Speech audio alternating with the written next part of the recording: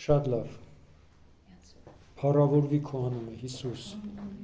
Դու մեր ապավենն ես ու մեր կյանքի իմաստը։ Օգնի, որ մենք ոչ թե մեր ուղեղը լցնենք իմ արքա, այլ ճանաչենք քեզ այնպիսին, ինչպիսին որ դու կաս իմ արքա։ Դա ամենակարևորն է, որ մենք ունենանք ճանաչողություն քո էության իմ ապավեն։ Դու առաջնորդի ես պաշտամունքը, թող քո փառքը երևա այս դասի մեջ։ Տեր Հիսուս Քրիստոսի անունով խնդրեցի, ամեն։ Քրիստոլոգիա դաս 2 թանկագիններ ջան։ Վերեք հիմա նայենք ինչու աշխարհ եկավ լոգոսը եւ մեզ համար բացվեց որպես Աստծո որդի։ Ինչու ինքը եկավ աշխարհ։ Միթե դրա կարիքը կար։ Այո, դրա կարիքը կար։ Հռոմեացի սութի 3-ում գրված է, որ Աստված որդուն իր ուղարկեց մարմնով, բայց այս մարմինը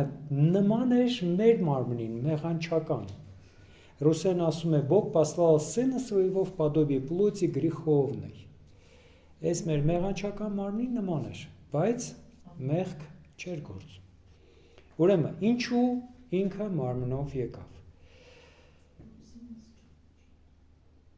Նախ եւ առաջ եկավ նրա համար, որ յուրաքանչյուր մարդ ճանաչի նրան, ով որ իրեն արարել է։ Կա այստեղ մի մարդ, որը կասկածում է, որ ինքը Աստծո ստեղծագործություն է եւ մտածում է, որ ինքը ուղղակի բնության կողմից ամյոբայից ամենապրոստейший մոլեկուլայից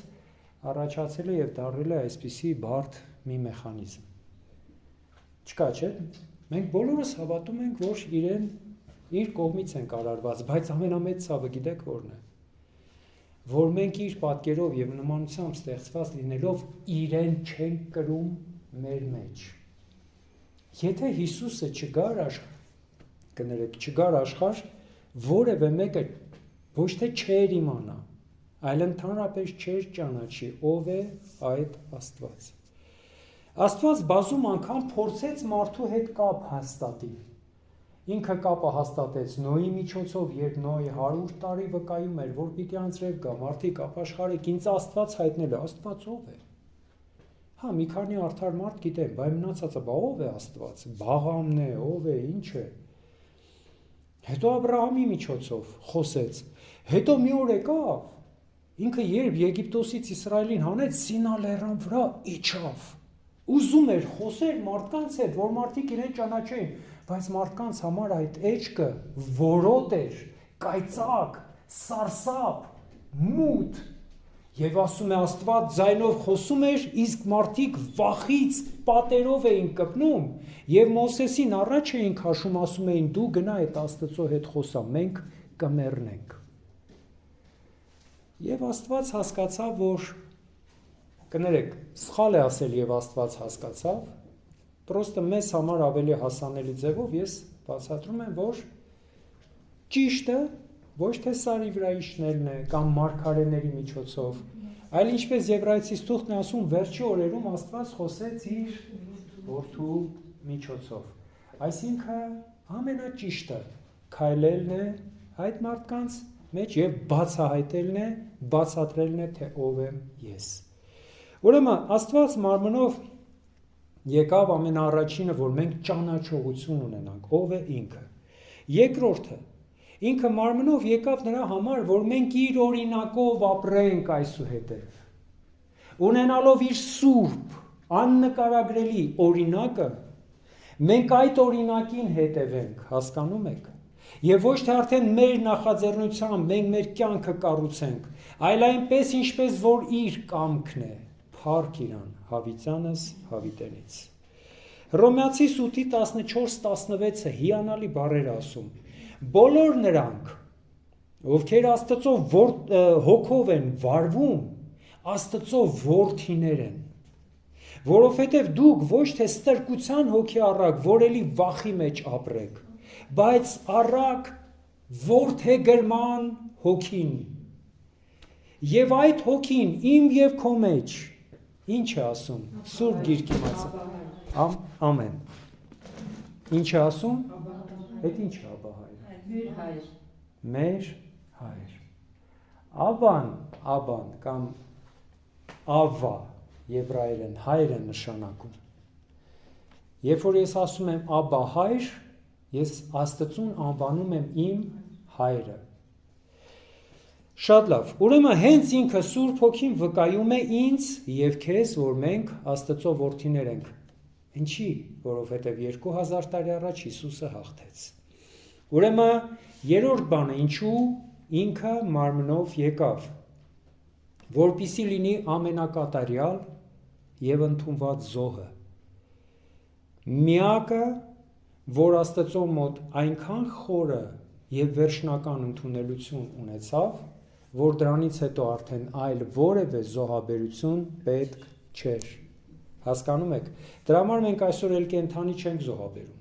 էլ մատաղ չենք անում։ Կար մեկը, որ իմ և քո համար վերջնական, կատարյալ, հավիտենական, ամենաապահով, լիակատար զոհը դարձավ։ Եվ ամեն բան արեց, որ ես և դու Աստծո մոտ ընդունելություն գտնենք։ Ինքը եկավ, որ իմ և քո մեղքերի համար վճարի։ Ես և դու չենք կարող Աստծո մոտ մտնել։ Մենք պիղծ ենք Աստծո աչքերի առաջ, հասկանում եք։ Որքան ուզում է ինքը սիրի, մեր ապականությունը, Աստծո համար գարշահոտությունը և ինքը մերժում է մեզ։ Բայց երբ Հիսուս Քրիստոսի ծածկոցը գալիս է իմ և քո վրա, ինքը արդեն տեսնում է ոչ թե ինձ և քեզ, այլ Քրիստոսին և ընդունում է նրան քո վրա։ Եթե դու Քրիստոսին կրում ես քո ներսը, դու ընդունված ես։ Հասկանում եք ինչ եմ ասում։ Հռոմեացիս 6:23, որովհետև մեղքի վարձքը մահ է, իսկ Աստծո պարգևը դար Բոժի, Աստծո պարգևը հավիտենական կյանքն է Հիսուս Քրիստոսի մեջ։ Լսում եք թանկագիններ։ Եսայա 53:4-7 Շատ հրյա ռաբիներ ասում են սա Իսրայելի մասին է։ Սա ամենամեծ մարգարեություններից մեկն է եկող Մաշիախի մասին, թե ինքը ինչ պիտի կրի։ Ինքը վերցրեց իր վրա մեր տկարությունները և մեր հիվանդությունները վերցրեց, իսկ մենք մտածում ենք, որ ինքը խփվում է և պատժվում է և ցածրացված է Աստծո կողմից։ Ինքը մեր մեղքերի համար խոցվեց և տառապեց մեր աներունության համար, աշխարհի պատիժը իր վրա էր։ Եվ նրա վերքերով մենք բժշկվեցինք։ Տերը նրա վրա դրեց մեր բոլորի մեղքերը։ Այս սրա համար եկավ Հիսուսը, որովհետև ինձնից սկսած յուրաքանչյուրս երբեք ընդունելություն չենք ունենա Աստծո առաջ, եթե չլիներ այս էակը, որը իմ և քո մեղքը վերցրեց իր վրա և մեզ կատարյալ ձևի ազատագրեց։ Փառք Իրան Հավիտյան։ Նաև ինքը մարմին հագավ, որպեսզի Դավիթին տված խոստումը կատարի Աստված, որ իր սերունդից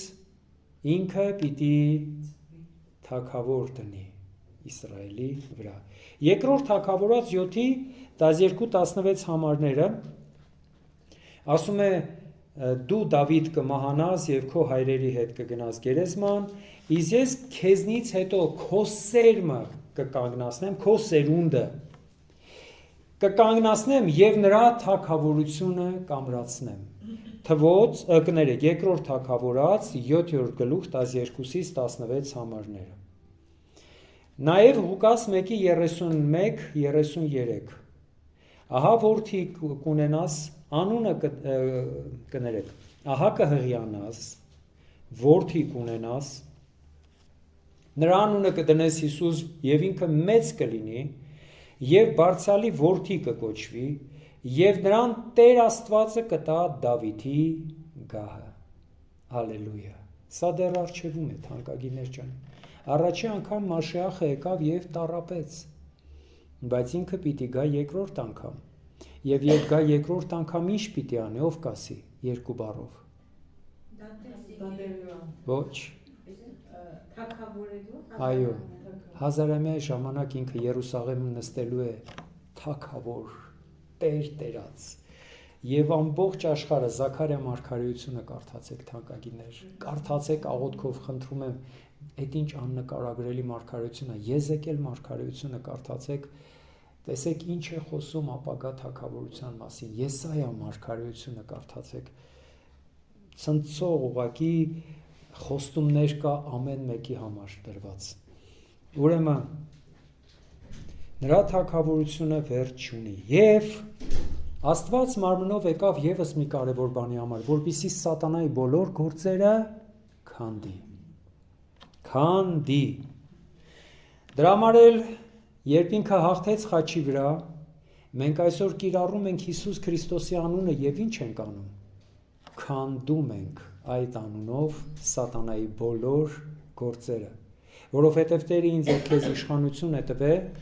Ղուկաս 10-րդ գլուխ Մեզ իշխանություն է տվել, ով կշարունակի համարը։ Օձերի եւ կարիճների վրա եւ բոլոր զորություն եւ մեզ ոչ մի բան չի վնասի։ Հալելույա։ Ուրեմն նաեւ ինքը եկել է նրա համար, որ մենք ունենանք մի այլ որակի եւ այլ մակարդակի քահանայապետ, որ երբեք երկրի վրա չի եղել։ Մինչև Հիսուս Քրիստոսը ո՞ր ցեղն էր քահանայականի։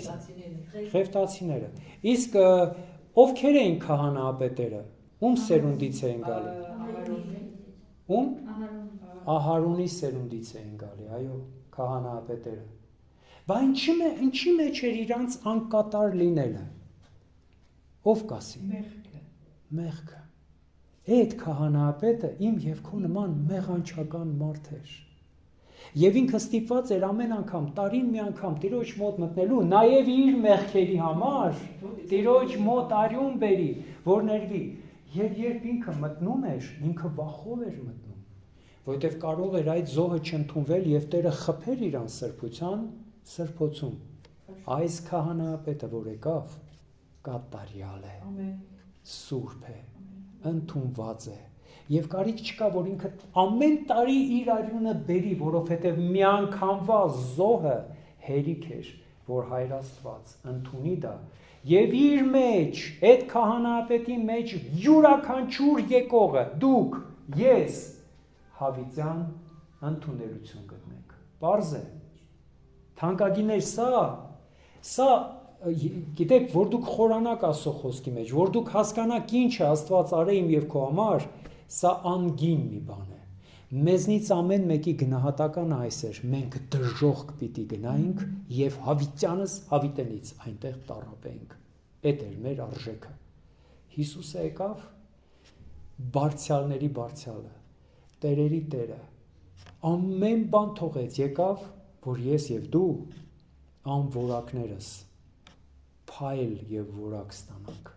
Աստծո որդու։ Եբրայեցիս 4 գլուխ 15-16-ը որովհետև հիմա մենք չունենք այնպիսի քահանայապետ, որը չի կարող մեր տկարությունների մեջ մեր հանդեպ ողորմած լինել, բայց ունենք այնպիսի քահանայապետ, որը փորձված է ամեն բանի մեջ բացի մեղքը։ Հիսուսին ամեն ինչի մեջ տանջեցին, ամեն բանի մեջ բան արեցին, բայց վրան մեղք եւ բիծ չգտան։ Դրա համար էլ ասում է, մենք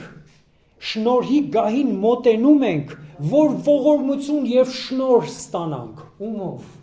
Տեր Հիսուս Քրիստոսով։ Որովհետեւ ինքը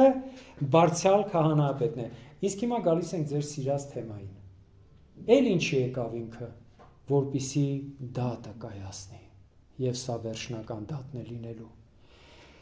Հովանեսի 5-րդ գլխի 22 եւ 27 համարը։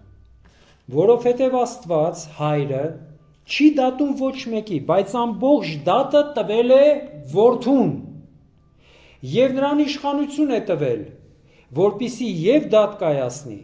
որովհետև ինքը մարդու որդի է։ Շատ լավ։ Քրիստոսի ատրիբուտները մենք նայեցինք,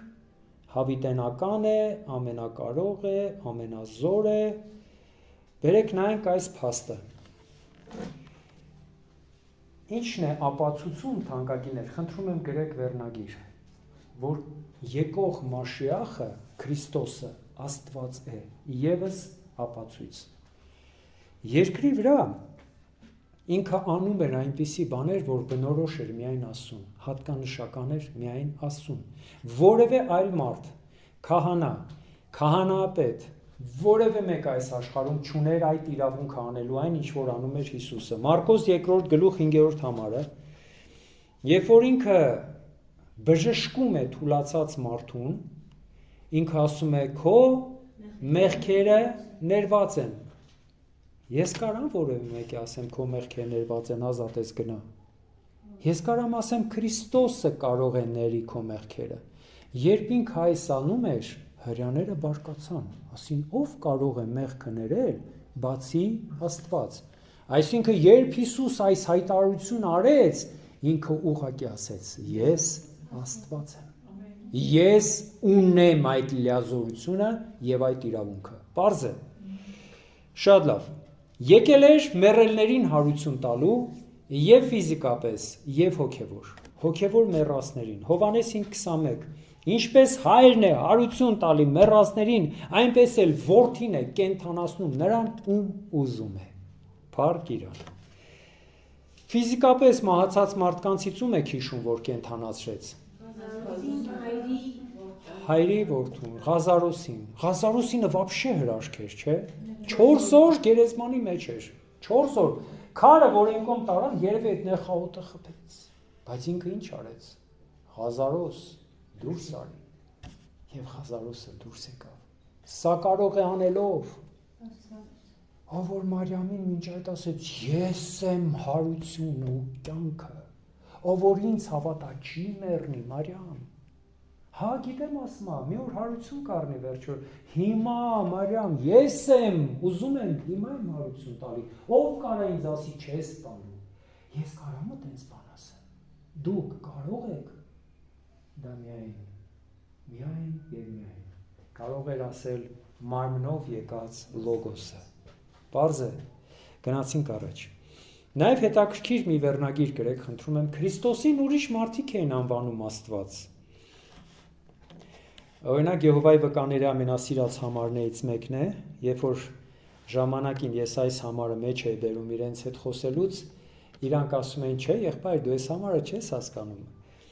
Հովհաննես 20:28-ը ասում է, Թովմասը ասաց իրեն.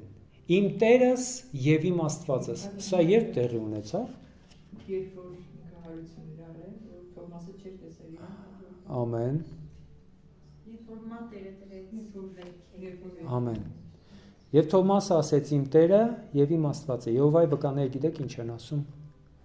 Ասում են ինքը տեսավ ու ասավ. Տեր Աստված։ Վախեցած։ Այսինքն խոսքը Հիսուսին մասին չէր էլի, մենք էլ դա, «Ոայ Տեր Աստված», սենց ասում ենք, ասում են ինքը տենց ասեց։ Ասում են, բա հենց դրա համար էլ Հիսուսը ասեց. «Թովմաս ջան, ես ինչ ճիշտ բան ասեցիր, ես Աստված չեմ»։ Տեր Աստվածը հայրն է։ Ասում են, վեր կարդանք ներքևում ինչա գրած։ Իսկ ներքևում գրած է. դու տեսար, դրա համար հավատացիր։ Երանի նրան, ով չի տենում ու հավատում է։ Այսինքն Հիսուսը չհերքեց այն փաստը, որ ինքը Տերն է եւ Աստվածն է։ Հալելույա։ Այս պահը ամենահետաքրքիր պահերից մեկն է, եւ ես ուզում եմ, որ մենք գրենք, Քրիստոսը ինքը իրեն անվանում էր մարդու որդի։ Սա շատ հետաքրքիր պահ է, երկակի նշանակությամբ պահ է։ Ինչու էր ինքը անվանում իրեն մարդու որդի, ով կասի։ Մի լարվեք։ Պարզ է։ Ջան։ Որ Ադամից սկսված այդ ձևով է ուզում հարցը։ Չէ, ինչու է ինքը իրեն անվանում մարդու որդի։ Մարդու ծնված էր։ Մի լարվեք, շոք չէ։ Հիմա ես հարց եմ տալի, միայն դրա համար։ Այստեղ կարակ լարվեք։ Ոչ։ Ոչ։ Բայց քանի որ ինքը լսում եմ։ ոչ հայրներ, ոչ մայրուներ։ Այդ Մելքիսեդեկն է։ Մելքիսեդեկը, բայց ինքն էլ Մելքիսեդեկն է։ Ամեն։ Չէ, բայց դրա մասին չի խոսք։ Բայց քանի որ ինքը հայր ուներ, որ երկնքում էր, որ մարմնավոր հորից չէր ծնված ինքը։ Շատ ճիշտ ասիք, առաջին նշանակությունն այն է, որ ինքը իրոք մարդուց էր ծնվել, Մարիամից, անժխտելի փաստ է, եւ իրոք դրա համար ինքը կարող էր իրեն մարդու որդի անվանել։ Բայց կա այլ կարևոր մի հանգամանք էլ, որի մասին ուզում եմ խոսեմ։ Եվ այս հանգամանքը գրված է Դանիել մարգարեության 7-րդ գլխի մեջ, եւ ինքը հենց դրա համար էր իրեն մարդու որդի կոչում։ Առաջինը ինքը անվանում էր իրեն, որ ինքը մարդու որդի է, որովհետև մարդուց ծնված է։ Երկրորդը ինքը ասելով ես մարդի որդի եմ, մարդի չէ, մարդու, այ չեմ սիրում, որ ասում եմ մարդի։ Մարդու որդի է։ Նրա համար, որ ինքը ասում էր ես Աստված եմ, թանկագիններ ջան։ Հիմա կասես, ես ինչ անկապ բան ասեցիր։ Պարադոքս։ Մատթեոս 26-րդ գլուխ 63-66 համարը։ Երբ որ արդեն իրեն տարել էին քահանայապետի մոտ, իրեն հարցեր էին տալի, Քրիստոսը լռում էր։ Բայց հետո հարց տվեց քահանայապետը. ես երդ մտցնում եմ քեզ։ Ոնց որ ստեղ հիմի մեր ջահելներ ասում են, ասա հորս արև, դու ասա, ես երդ մտցնելը որն է, այդ քտունը չի։ Заклинаю тебя Богом живым, ասում է։ Դու ասա, դու ես Քրիստոսը Բարձրյալի որդին։ Եվ այստեղ Հիսուսը հայտարարություն է անում, որ իրեն հավասարացնում է Աստծո մակարդակի հետ։ Ասում է. դու ասացիր, եւ ասում եմ քեզ, որ կտեսնես մարդու որդուն, որ զորության կողքով քայլում է եւ երկնային ամպերի վրա է քայլում։ Այդ ժամանակ քահանայապետը իր շորերը ճղեց, ինքը իրավունք չուներ սա անելու, թանկագիններ, ինքը սրբապղծություն արեց։ Բայց ինքը ճղեց իր որդիները եւ ասեց. Աստծո հանդեպ հայհոյանք անում, միթե էլ վկայություն է պետք, բայց Հիսուսը չէր հայհոյում։ Հիսուսը Դանիել մարգարեության 7-րդ գլուխն էր ցիտում, թանկագիններ, 13-14 համարները։ Եվ տեսա ես գիշերվա տեսիլքին, եւ ահա երկնային ամպերով գալիս էր իբրև թե մարդու որդին։ Եվ բերվեց օրերով ծերի մոտ, եւ մոտեցված նրան, եւ տեսեք ինչ է գրած։ Նրան տրված է իշխանությունը, փառքը, թագավորությունը, որպիսի բոլոր ազգերը, բոլոր ցեղերը, բոլոր լեզուները նրան ծառայեն։ Եվ նրա իշխանությունը հավիտենական իշխանություն է, եւ նրա թագավորությունը երբեք չի քանդվի։ Սա աստվածության ստատուսն է։ Ոչ մի մարդ նման իշխանություն եւ լիազորություն չունի։ Երբ Հիսուս ասում էր ես մարդու որդի եմ, ինքը ցիտում էր այս մարգարեությունը, ով որ Սուրբ Գիրքը գիտեր, հասկանում էր ինչի մասին է խոսքը գնում։ Պարզ է։ Ոչ միայն նրա համար, որ ինքը որպես մարդ ծնվել է, այլ որովհետև ինքը հենց նա է, ով որ ամպերով պիտի գնա Տիրոջ մոտ։ Ինքը Հիսուսը, գրեք խնդրում եմ, իրեն անվանում էր Աստված։ Հովհաննեսի 10:30 ես եւ հայրը մեկ ենք։ Եբրայերեն շատ գեղեցիկ բառ կա, էխադ բառը, ես չգիտեմ բացատրել են ձեզ այս բառերը թե չէ, հուներեն էգոեիմի, այսինքն էությամբ նույնն եմ։ Էգոն ես եմ, էիմին նույն, այդ էությունից եմ, այդ սուց ադնա էլի։ Ուրեմն Հովհաննես 14:9 Հիսուսը ասեց իր աշակերտներին. այսքան ժամանակ ես ձեր հետ եմ եւ դու ինչ չգիտես, Ֆիլիպոս։ Ինձ տեսնողը հորը տեսավ, իսկ դու ասում ես ինձ հորը ցույց տուր։ Թանկագիններ, սա ինչ պրետենզիա է Հիսուսի կողմից, որ ես եւ հայրը նույնն ենք։ Գալիս ենք ամենաբարդ մասերից մեկը, որի մասին գնում էր Նիկեո այդ համաժողովի ժամանակ 325 թվականին, ինչ մասին մենք խոսեցինք ամենասկզբում, վիճաբանությունը Արի քահանայի կողմից եւ Աթանասի կողմից։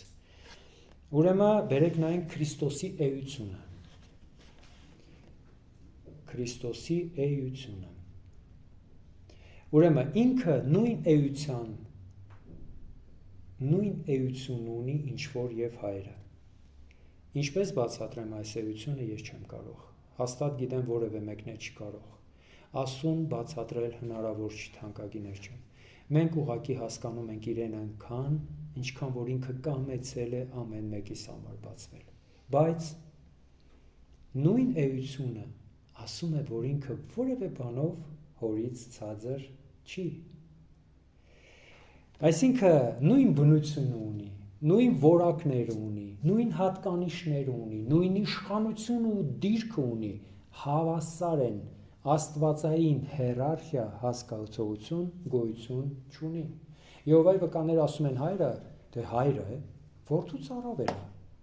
որդին էլ Սուրբ Հոգուց, այս աշճանով է իջնում, ոչ, հավասար է։ Պարզ է, աստվածային հիերարխիա գոյություն չունի, հիերարխիան գիտեք, չէ՞, преобладание одного индивида над другим։ Այդ հիերարխիան աստվածության մեջ չկա, հավասարություն է, լիազորությունների մեջ, իշխանության մեջ, դիրքի մեջ, դրսևորման մեջ եւ այլ ամենի մեջ։ Ուրեմն, խնդրում եմ, բերեք մի հատ նայենք Փիլիպպեցիս 2:6-ը, այս համարը հայրենում սարսափելի ձևի են կարդում եւ սարսափելի ձևի էլ բացատրում են։ Խնդրում եմ, որ դուք հասկանաք, ինձ համար մի հատ բացատրեք։ Փիլիպպեցիս 2:6, մի հատ կարդացեք, ով կկարդա։ Ուզում եմ հիմա էլ այս կողմը կարդա, որովհետեւ ձախ կողմը շատ ակտիվ է։ Եթե կարելի է աչը կարդալ, հալա ոչ դու կարդացեք։ Ասուն հավասար լինելը հափշտակություն չհամարել։ Ահա, всё, հիմա չենք բացատրում, ուզում եմ դուք բացատրեք ինձ, ասեք մի հատ երեխեք ջան, ինչի մասին է խոսքը գնում։ Փիլիպպեցիս 2:6 Ով կկարդա մեն։ Չտարվեց ինքը Աստծուն հավասար լինելով, դա իր համար կայթակություն չէ։ Ահա։ Էլ Որ ինքը նույն Աստված լինելով, որ թողեց երկինքը, թողեց իր դիրքը, ու իջավ ու հափշտակություն չհամարեց, այսինքն հափշտակություն բառը այստեղ մի քիչ շատ ճիշտ բառ է։ Հա, շատ ճիշտ բառ է, հափշտակություն, այսինքն ինքը չհափշտակվեց նրանով, որ ինքը երկնքում որպես միակն է, այլ կերպարանքը հակա, որովհետև պետք է ուներ։ Ասեն, որ sense խորը բացատրում եք, ես էլ չգիտեմ ինչ բացատրեմ։ Տեր օրհնի ձեզ շատ, բայց ճիշտ չէր։ Հիմա բերեք նայենք ճիշտը։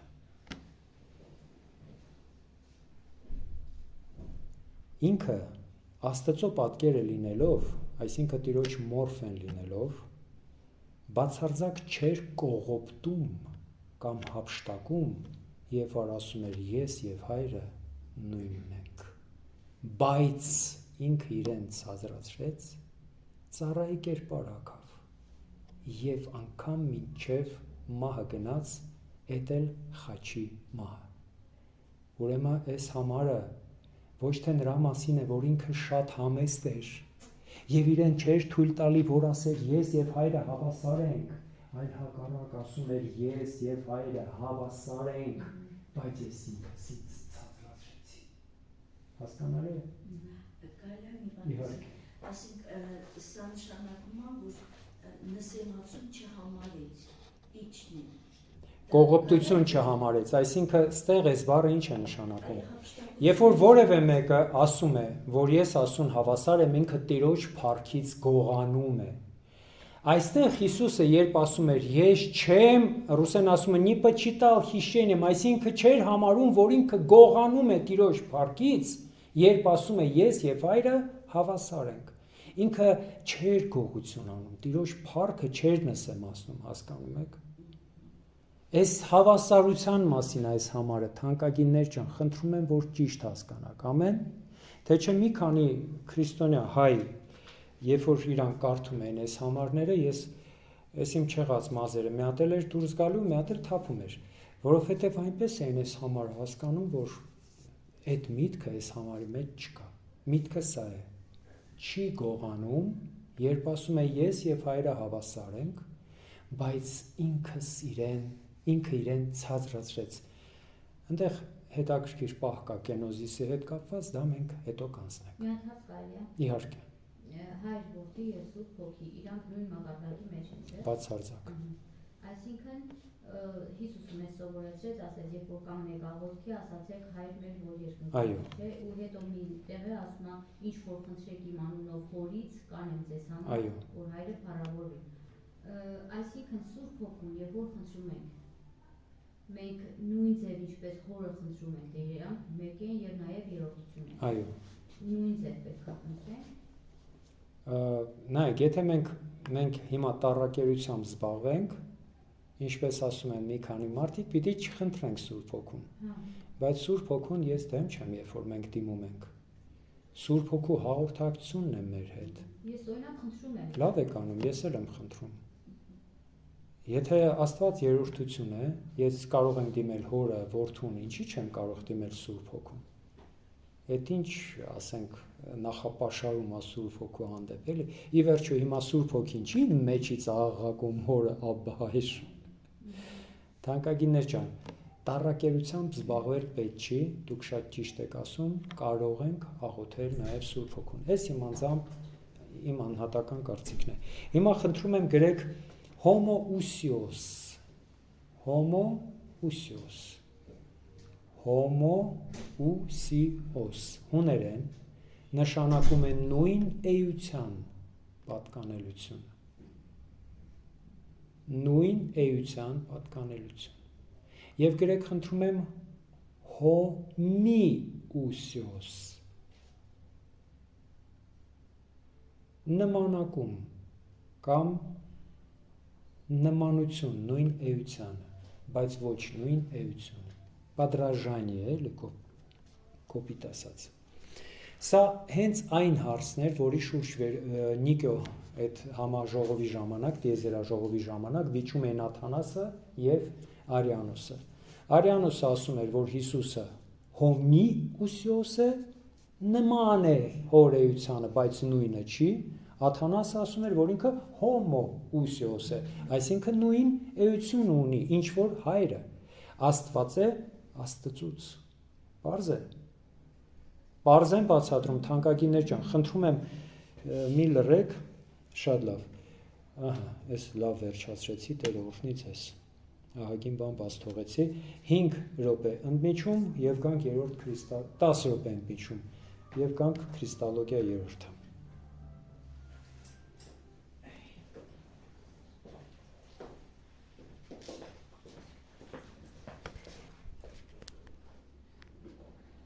Եթե կան հարցեր, կարող